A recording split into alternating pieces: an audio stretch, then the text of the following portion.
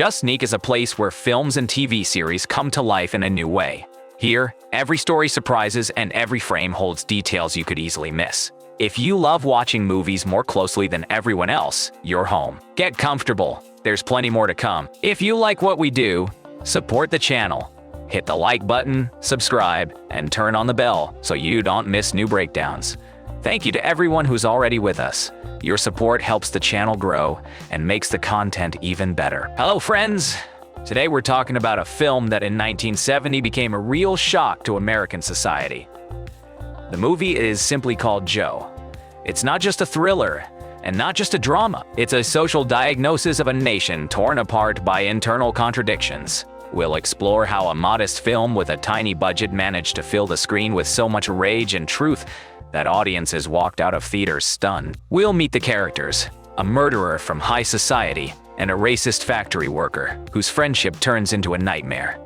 We'll examine why, half a century later, Joe hasn't lost its relevance and what it says about us today. Get ready. This conversation will be tough, but honest. Joe, 1970. The film that screamed what America was thinking. Introduction. A shot heard around the cinema. Picture this. July 1970. Richard Nixon is in the White House. Richard Nixon is in the White House. The Vietnam War is tearing the country apart. Kent State is still fresh in everyone's memory.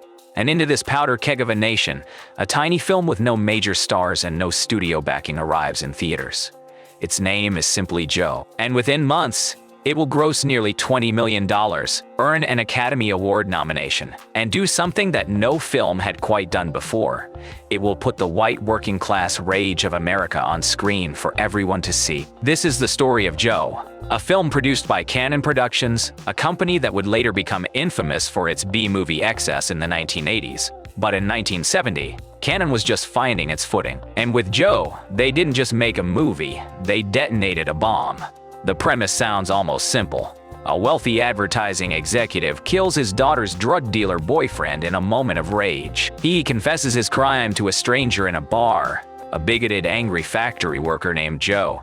And instead of turning him in, Joe becomes his friend, his accomplice, and eventually, his partner in a horrifying act of violence. But Joe is not just a thriller. It's a time capsule. It's a mirror held up to a fractured nation. And 55 years later, it remains one of the most uncomfortable, provocative, and essential films of the American 1970s. Today, we're going to dig deep into this forgotten masterpiece. We'll explore how it was made, who made it, and why it still matters. We'll look at the performances that shocked audiences, the ending that left them speechless, and the cultural wounds it exposed that still haven't fully healed. So settle in. We're going back to 1970, to the bars, the communes, and the streets of New York, to understand the film that screamed what America was thinking, but was too afraid to say. Context of creation. How a low-budget film captured a nation's rage. The birth of an idea, the late 1960s and early 1970s, were a time of profound cultural upheaval in America. The counterculture was in full flower. Long hair, drugs, free love, and political radicalism. But for every hippie dancing at Woodstock, there was a factory worker in Queens or a farmer in Ohio who looked at these young people and saw something deeply threatening. They saw disrespect for authority.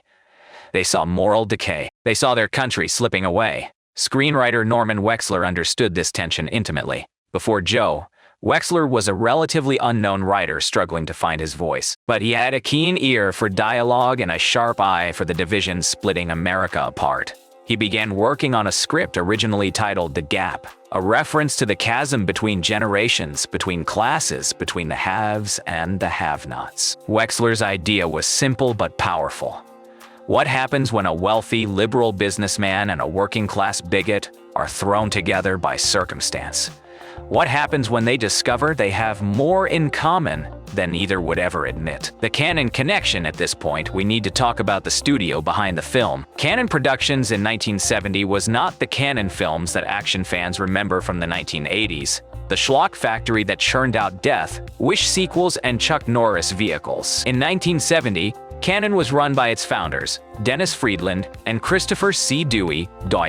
They were young, still in their 20s, and they had built their company on a foundation of low-budget exploitation films, including English-dubbed versions of Swedish softcore pornography like Inga. But Friedland and Dewey were ambitious. They wanted to prove they could make real movies too.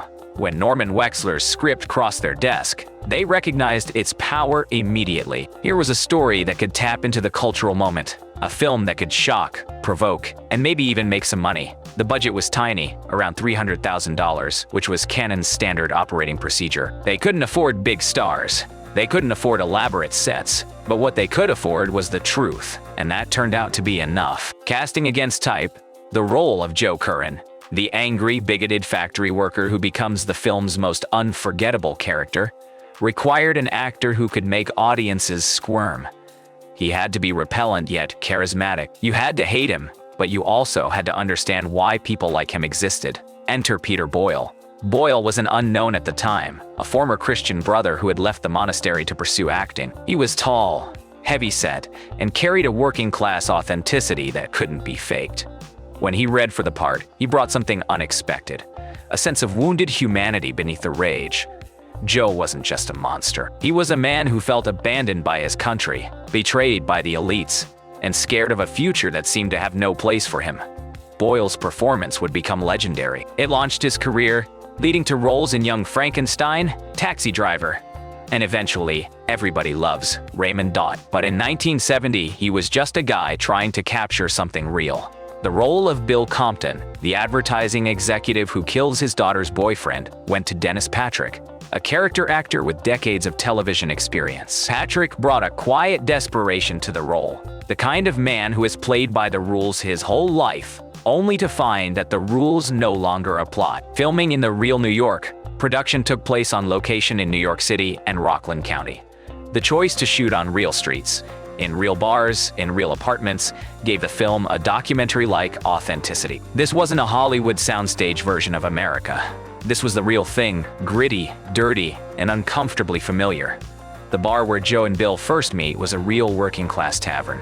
The actors drank with real patrons. The atmosphere was thick with cigarette smoke and unspoken resentment. You can feel it in every frame. The commune where the film's horrifying climax takes place was also real. A ramshackle collection of buildings where actual young people were trying to live out their counterculture dreams. When the cameras rolled, those young people watched from the sidelines, probably never imagining that they were witnessing the filming of one of the most shocking endings in American cinema history. The director, John G. Avildsen, finds his voice. Who was John G. Avildsen? Today, if you know the name John G. Avildsen, you probably know him as the director of Rocky, the film that won the Oscar for Best Picture in 1976 and turned Sylvester Stallone into a superstar. But before Rocky, before Save the Tiger, before any of that, there was Joe. Avildsen was a New York filmmaker through and through. Born in Oak Park, Illinois, he moved to New York to pursue a career in advertising before finding his way into film production. He worked as an assistant director on low-budget films throughout the 1960s, learning his craft on the job. By 1970, he was ready to direct his own feature. What Avildsen brought to Joe was a documentary sensibility combined with genuine dramatic instincts. He understood that the power of Wexler's script came from its realism, its willingness to show people as they really were, without judgment or sentimentality. Avildsen's approach, Avildsen's directing style on Joe was lean and efficient. With a budget of only $300,000, there was no room for wasted shots or expensive retakes. He had to get it right the first time. He encouraged improvisation from his actors, particularly Peter Boyle. Many of Joe's most memorable lines, including the infamous 42% of all liberals are queer, that's a fact. The Wallace people did a poll, were delivered with a casual certainty that made them even more disturbing. Boyle wasn't just reading lines. He was channeling something real. Avildsen also made the crucial decision to shoot the film's violent scenes with brutal directness. There are no stylish edits, no dramatic music cues. When violence happens in Joe, it happens quickly, messily, and without warning. Just like in real life. Why Avildsen was the right choice, looking back. It's clear why Avildsen was the perfect director for this material. He had no interest in glamorizing either side of the cultural divide. He didn't make the hippies saints, and he didn't make Joe a cartoon villain. He simply presented these people as they were and let the audience decide what to think. This even-handedness would become Avildsen's trademark. In Rocky, he would do the same thing. present a working-class hero with all his flaws intact, and let audiences find their own meaning. In Save the Tiger, he would direct Jack Lemmon in an Oscar-winning performance as a man wrestling with moral compromise. But Joe was where it all began. And without its success, it's entirely possible that Avildsen never gets the chance to make Rocky. The film industry was watching, and what they saw was a director who could capture America in all its messy, contradictory reality. Plot analysis. A simple story with terrifying implications. The setup. Joe opens in a New York City apartment. Frank Russo, a cynical drug addict, is pressuring his girlfriend, a 19-year-old named Melissa Compton, to try methadone. She's reluctant, but she gives in. The result is a catastrophic overdose that lands her in the hospital. Melissa's father, Bill Compton, is an advertising executive, successful, well-off, the very picture of establishment respectability. When he arrives at Melissa's apartment to gather her belongings, Frank taunts him. He's smug, contemptuous, utterly without remorse.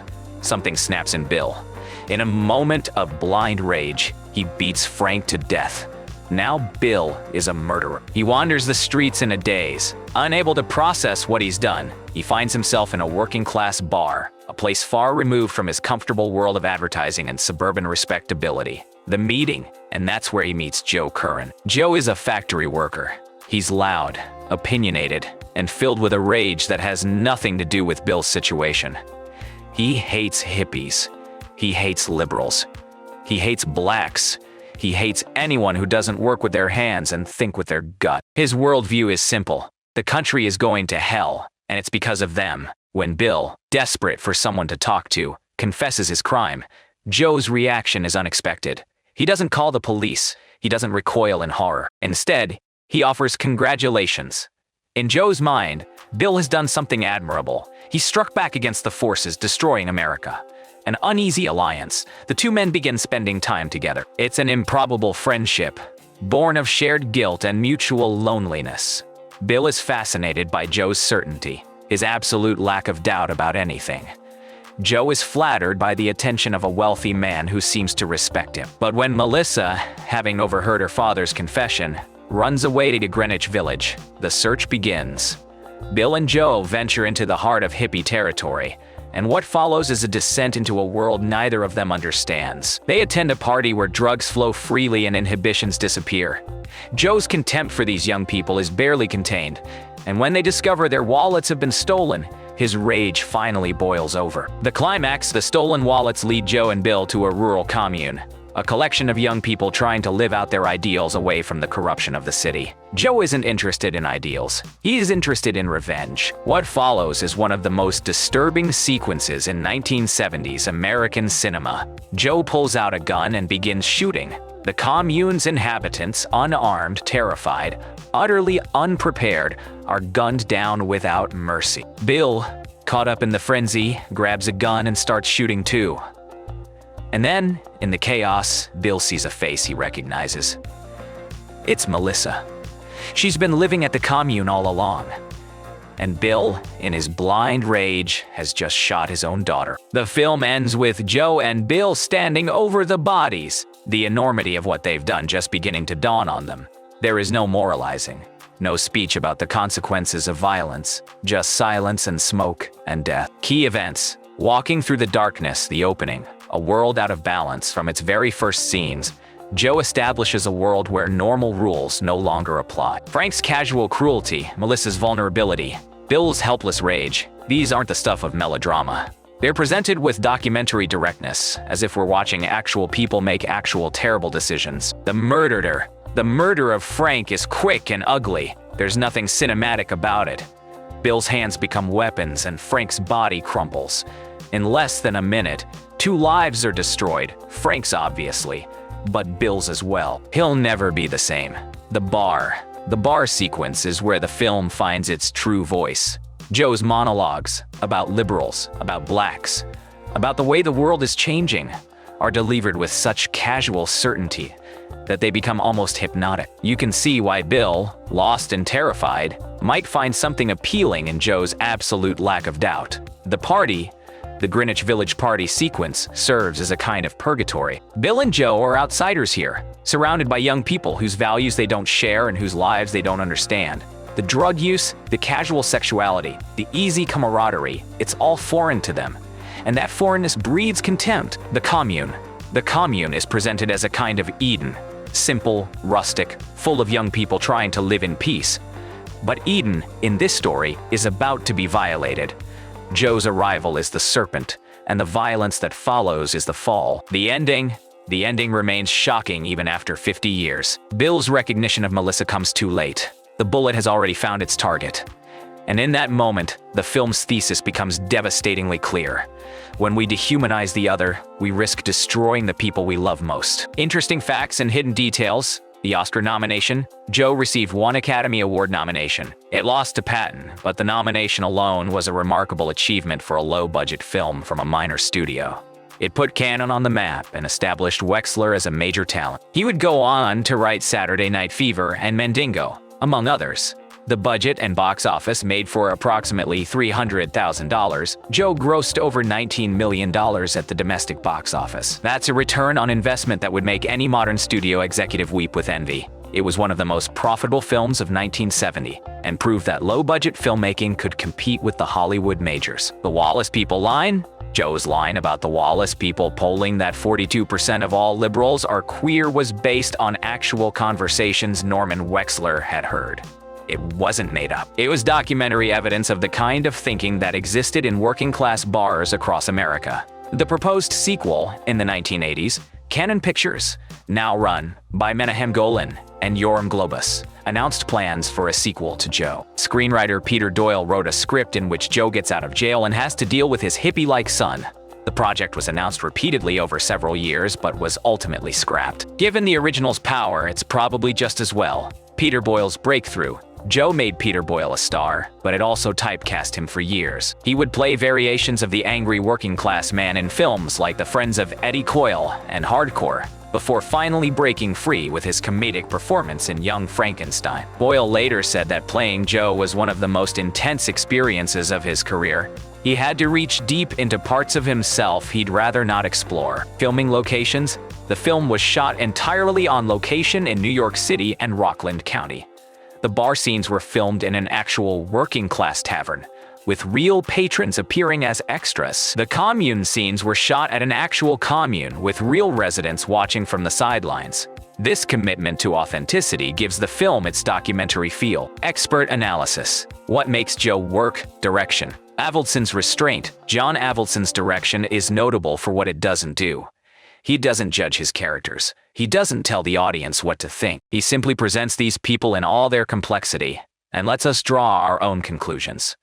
This restraint was unusual in 1970, when many filmmakers were eager to take sides in the culture war. Avildsen refused to play that game. Screenplay. Wexler's ear for dialogue. Norman Wexler's screenplay is a masterpiece of naturalistic dialogue.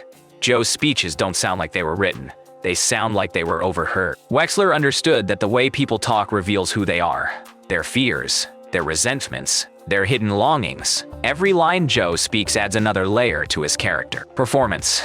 Boyle's transformation. Peter Boyle's performance is the film's beating heart. He makes Joe simultaneously repellent and sympathetic. We recoil from his bigotry, but we also understand, maybe even share, his sense of dislocation. Boyle never winks at the audience. He never signals that he's acting. He simply becomes Joe. The film's weaknesses. Joe is not without its flaws. The pacing can feel uneven, particularly in the middle sections. Some of the supporting performances are less assured than Boyle's and Patrick's, and the film's unrelenting grimness can be exhausting. There's almost no relief from the darkness. But these flaws are minor compared to the film's achievements. Why it matters? Joe matters because it tells the truth about a segment of American society that films rarely acknowledge. Working-class whites in 1970 felt abandoned by their government, by the culture, by the economy. Their anger was real, and it had consequences. Joe doesn't excuse that anger, but it does explain it. The film also matters because it predicted the future. The resentments that Joe expresses against elites, against minorities, against cultural change would become the foundation of a political realignment that continues to shape America today. Watch Joe and you'll understand the appeal of every populist demagogue who has come along since. Conclusion: why you should watch Joe today. So why should you watch a 55-year-old film about a subject as depressing as murder and bigotry? Because Joe is not really about 1970. It's about America. It's about the divisions that have always existed just beneath the surface of our national life. It's about the fear of change and the rage that comes from feeling left behind. It's about the ease with which ordinary people can become monsters when they stop seeing each other as human. Peter Boyle's Joe is not a caricature. He's a warning. He's what happens when grievance becomes identity, when anger becomes purpose, when the desire to blame someone, anyone, overwhelms the capacity for understanding. The film's ending is one of the most devastating in American cinema because it makes clear that violence doesn't solve anything. Bill destroys the very thing he was trying to save. Joe's rage leaves nothing but bodies and silence. In our current moment, when division seems deeper than ever, when the urge to dehumanize our political opponents has become routine, when violence feels like it's always just around the corner, Joe is essential viewing. It reminds us what's at stake. It reminds us that the people we hate are still people. And it reminds us that the consequences of hatred are always, always tragic. Joe is available for streaming and on DVD. Seek it out. Watch it in the dark. Let its uncomfortable truths settle into your bones. And then ask yourself, who are the Joes in our world today? And what are we going to do about them? I'm your host. Thanks for watching. This was your film reviewer. Leave a like if you want more stories about controversial films. Subscribe so you don't miss new episodes, and tell me in the comments whether this film was interesting to you or not.